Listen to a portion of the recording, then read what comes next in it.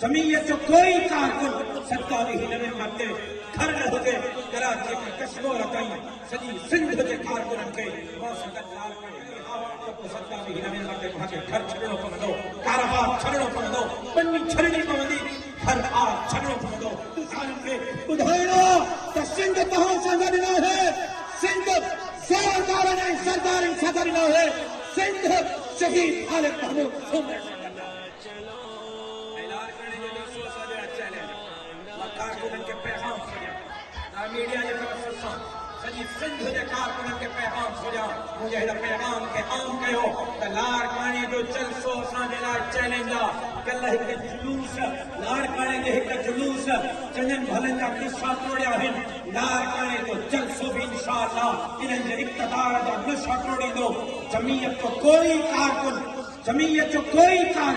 27 नवे मरते